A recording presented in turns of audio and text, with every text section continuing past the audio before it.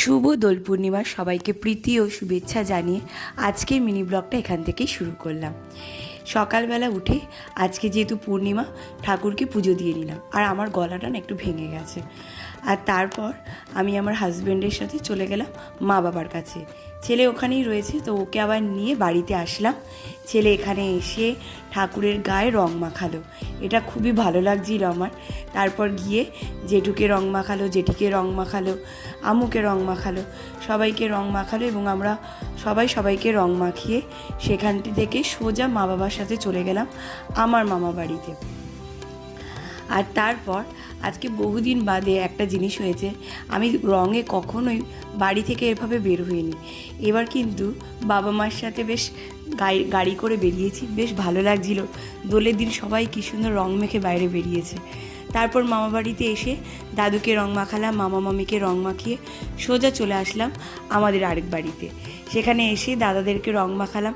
এখানে আমার এক দাদা ছিল, আরেক দাদা ছিল না।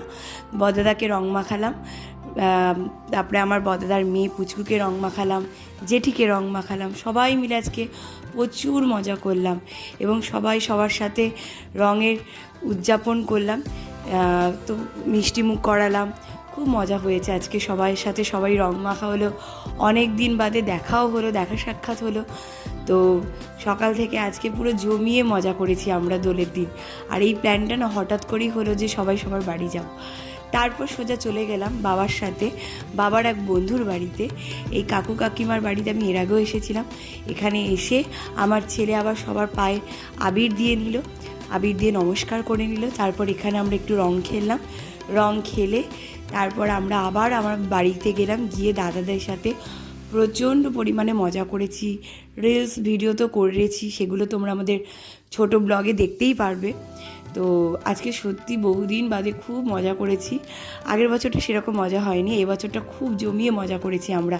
আর শাড়ি পরেছিলাম এবার আমি, আমার খুব শাড়ি পরে রং খেলার ইচ্ছে ছিল, যেটা এবার মানে ফুলফিল হয়েছে। শাড়ি পরে রং খেললাম, আবির খেললাম, বেসিক্যালি রং তো আর খেলিনি। আর ছেলের পিচকিরি দিয়ে আমি অনেকজনকে আজকে রং দিয়েছিলাম যখন বাইকে করে বাড়ি ফিরছিলাম। সেই ছোটোবেলার স্মৃতিটা ভেসে ভেসে আসছিল। তো তারপর বাড়িতে এসে স্নান টান করে নিয়েছি। আজকে স্নান করতে অনেক দেরি হয়েছে। তারপর খাওয়া দাওয়ার পর্ব ছিল, সেখানে ভিডিওটা খুব একটা করা হয়নি। তো রাতে তোমাদের সাথে কি খেয়েছি তার একটা ছোট্ট ক্লিপিং তোমাদের সাথে শেয়ার করে দেবো।